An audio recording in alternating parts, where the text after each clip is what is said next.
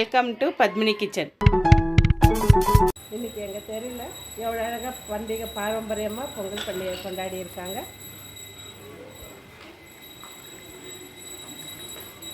நம்ம கிராமத்தில் கொண்டாடுற மாதிரி அழகாக வாசலில் வச்சு பொங்கல் கொண்டாடி இருக்காங்க பாருங்கள். आता शोभते నాకు ఆంధ్ర వెళ్ళి గ్రామాల్లో చేస్తా అనేసి అవత్తింద సార్ అది ఎవరు లేదు అక్కడ.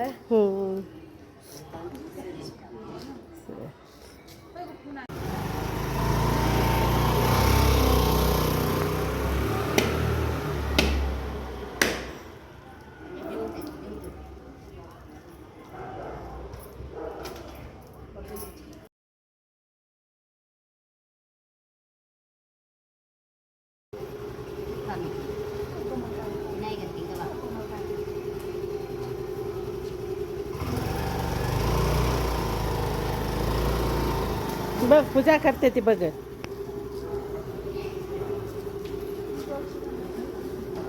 ஹாய் பால். இன்றைக்கி எங்கள் வீட்டில் சங்கராந்தி பூஜைக்கு நாங்கள் எங்கள் வீட்டு சாமியை வச்சு கும்பிடுவோங்க. பாருங்கள் எங்கள் வீட்டு சாமி இதோ. நாங்கள் இந்த மாதிரி தான் சின்ன குடுவையில் இந்த மாதிரி 7 பொருள் 9 பொருள் போடுவோம். இப்போ இது எங்கள் 2வது மருமக. இது பாருங்கள், எழுந்தப்பழம், இது வெல்லம், கரும்பு, பூசணிக்காய், எள், அரிசி எல்லாம் நாங்கள் இந்த குடுவையில் போட்டு அது மேலே ஒரு ப்ளவுஸ் பீஸ் போட்டு நாங்கள் மூடி, அப்புறம் நம்ம அது முன்னால் நம்ம படையலெல்லாம் நம்ம செஞ்ச சமையலெல்லாம் வச்சு பூஜை பண்ணுறது.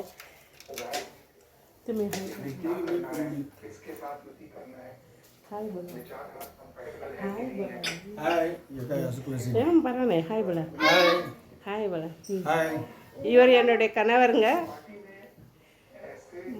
நான் வீடியோ நான் பண்ணும்போதெல்லாம் வீடியோ எடுக்கிறது இவர் தான். எங்களுக்கு தெரிஞ்ச மாதிரி வீடியோ எடுத்து நாங்கள் அப்லோட் பண்ணுறோம். இதோ என்னுடைய பேரை சரியான வாள். Hi Palma. பூஜை ஆகும்போது மறுபடியும் நான் காமிக்கிறேங்க. அத்தக்கரம்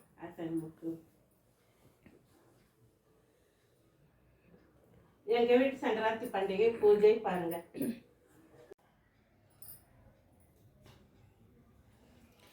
இன்றைக்கி நான் ஒப்பட்டு ரசம் பண்ண போகிறேங்க. ஃபஸ்ட்டு நான் யூடியூப் ஸ்டார்ட் பண்ணும்போதே ஒப்பட்டு தான் செஞ்சு நான் போட்டேன் நான் யூடியூப்பில். அப்போ அந்த பருப்பு தண்ணி வடிகட்டி எப்படி ரசம் பண்ணுறதுன்ட்டு நான் காமிக்கலை. அந்த ரசம் இப்போ நான் பண்ண போகிறேன். நாளைக்கு நாங்கள் சங்கராந்திக்கு நாங்கள் ஒப்பட்டும் பண்ணுவோங்க. அதனால் அந்த பருப்பு தண்ணி வடிகட்டி இப்போ நான் ஒப்பட்டு ரசம் செய்ய போகிறேன். பாருங்கள், அந்த ரசத்துக்கு நம்ம பருப்பு தண்ணி நம்ம ஒப்பட்டுக்கு வேக வச்ச பருப்பு வடிகட்டி தண்ணி எடுத்து வச்சுக்கிறோம். இப்போ நான் 1/2 kg பருப்பு வேக வச்சு தண்ணி வடிகட்டி வச்சுருக்காங்க. இது 4 வெங்காயம் மீடியம் சைஸ் தான், 3 பூண்டு முழு பூண்டு தான். இதையெல்லாம் நம்ம கட் பண்ணிவிட்டு 4 அப்படியே சும்மா சின்ன உரலில் போட்டு நம்ம இடிச்சுக்கணும். அப்படி சின்ன உரல் இல்லைனாக்கா மிக்சியில் போட்டு ஒன்றும் பாதியமாக நம்ம தூள் பண்ணிக்கணுங்க. நைஸாக அரைக்கிறதெல்லாம் கூடாது. இதோ இந்த மிளகாத்தூளுங்க, அதாவது குழம்பு மிளகாத்தூள். இது 1.5 டேபிள் ஸ்பூன் போட்டிருக்கேன். புளி, இது ஒரு சின்ன எலுமிச்சங்காய் அளவு புளி இருக்குது. இதில் 1 கப் அளவு நம்ம கரைச்சி வடிகட்டி எடுத்துக்கணும். அப்புறம் கொத்தமல்லி பாருங்கள், இப்படி கொத்தாக தான் போடலாம் கொத்தமல்லியை. கருவேப்பிலையும் அவ்வளோதான் கொத்தாக தான் போட்டால் கூட இன்னும் ரொம்ப நல்லாயிருக்கும் ரசத்துக்கு. ரசத்துக்கு தேவையான அளவு உப்பு போடணும்.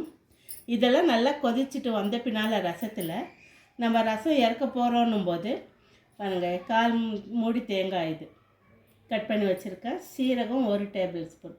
இதை 2 மட்டும் ஒன்றும் பாதியமாக அரைக்கணும். அரைச்சிட்டு ரசத்தில் சேர்த்து ஒரு கொதி வந்தவுடனே நம்ம கடுகு, கருவேப்பிலை, பெருங்காயம் போட்டு தாளித்து இறக்கிடணும். ஒப்பட்டு ரசம் ரெடி ஆகிடும்.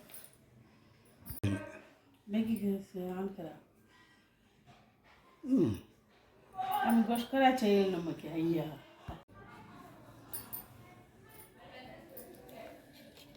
பாருங்கள், வெங்காயத்தை பெருசு பெருசாக கட் பண்ணி வச்சுருக்கேன்.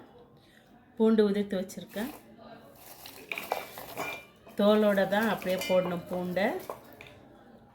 வெங்காயம். இதை பாருங்கள், இப்போ நான் ஒன்றும் பாதையமாக நான் மிக்ஸியில் அரைச்சிட்டு வர போகிறேங்க. சின்ன உரல் இருந்துச்சுன்னா இங்கே உரல் அப்படியே இடித்து நான் ரசம் தண்ணியில் நம்ம சேர்த்துக்கலாம். பாருங்கள், இவ்வளோ பருப்பு தண்ணி இருக்குது. இந்த டேக்ஸால் பாதி இருக்குது. இது இப்போ பாருங்கள், இது ஒன்றும் பாதியமாக நான் அரைச்சிட்டு வந்திருக்கேன். சின்ன உரல் இருந்துச்சுன்னா ரொம்ப நல்லா வருங்க.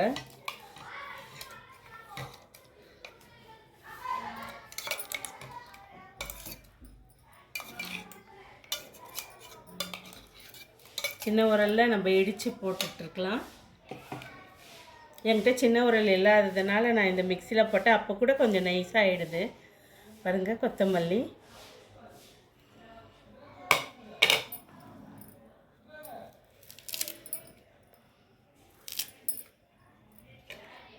கருவேப்பிலை கழுவி வச்சுருக்கேன்.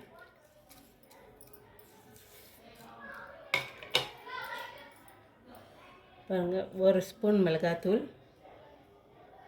மிளகாத்தூள்னால் நம்ம குழம்பு தூள் தான்.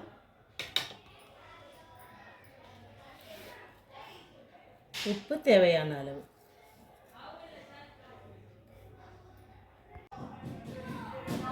பாருங்கள், இப்போ இது எல்லாத்தையும் போட்டாச்சு. இப்போ நம்ம இதை ஸ்டவ்வில் வச்சு நல்லா கொதிக்கணும். இந்த குழம்பு மிளகாத்தூள் வாசனை போன உடனே நம்ம என்ன பண்ணணும், புளி கரைச்சி வச்சுருந்து இதில் புளியை சேர்க்கணும். புளியும் கொதித்த பின்னால் தேங்காயையும் சீரகத்தையும் அரைச்சி ஊற்றி தாளிச்சிடணுங்க. பாருங்கள், ரசம் எப்படி கொதிச்சிட்ருக்குன்ட்டு. நான் பருப்புலேருந்து எவ்வளோ தண்ணி வடிகட்டினேனோ அவ்வளோ தண்ணி தாங்க. நம்ம ஜாஸ்தி தண்ணியெல்லாம் மேல் தண்ணியெல்லாம் சேர்க்கக்கூடாது, டேஸ்ட் நல்லா இருக்காது. அதே மாதிரி குழம்பு மிளகாத்தூள் கூட ஜாஸ்தி நம்ம காரம் கூட சேர்க்கக்கூடாது. இதுக்கு நான் வந்து 1 டேபிள் ஸ்பூன் அளவு தான் நான் சேர்த்துருக்கேன் குழம்பு மிளகாத்தூள். ஜாஸ்தி சேர்த்திங்கன்னா சாம்பார் மாதிரி ஆகிடுங்க, நல்லா இருக்காது. பாருங்கள், பாருங்கள் புளி தண்ணி சேர்க்குறேன். இதுக்கு பாருங்கள் 1 கப் அளவு. இது சின்ன கப்புங்க, பெரிய கப்புன்னு நினச்சி பாருங்க, சின்ன கப்பு தான் அது. இது சேர்த்து ஒரு 5 நிமிஷம் கொதிச்ச உடனே நம்ம தேங்காய் சீரகம் அரைச்சி சேர்க்கணும். 5 நிமிஷம் அதுவும் கொதிச்சு பின்னால் நம்ம பெருங்காயம் கடுகு போட்டு தாளித்து இறக்கிடணுங்க. பாருங்க, இப்போ நம்ம தேங்காய் அரைச்சி ஊற்ற போகிறோம். புளி சேர்த்து ரசத்தில் 5 நிமிஷம் ஆச்சு. தேங்காய் அரைச்சி இது சீரகம் 1 டேபிள் ஸ்பூன் சீரகம். இதை வந்து நம்ம கரக்கரப்பாக அரைச்சி நம்ம ரசத்தில் சேர்க்கணுங்க. பாருங்கள், தேங்காய் கரக்கரப்பாக தான் அரைச்சிருக்கேன், நைஸ் அரைக்கல. ரசத்தில் சேர்த்தாச்சு. இப்போ நம்ம கடுகு பெருங்காயம் போட்டு தாளிச்சிட்டோம்னாக்கா ஒவ்வொரு ரசம் ரெடி. நாங்கள் ஒவ்வொரு செய்யும் போதெல்லாம் நாங்கள் இந்த ஒவ்வொரு ரசம் தாங்க செய்வோம். சாம்பாரெல்லாம் செய்யறதில்லை நாங்கள். ரொம்ப நல்லா இருக்குங்க டேஸ்ட்.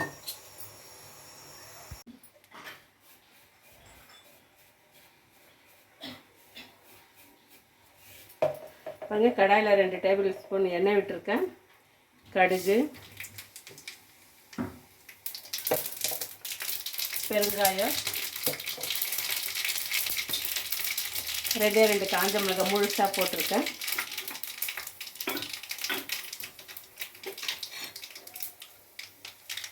பாருங்கள், அப்படியே நம்ம ரசத்தில் நம்ம கொட்டிடணும். அவ்வளோதாங்க, ஒவ்வொரு ரசம் ரெடி ஆகிடுச்சு.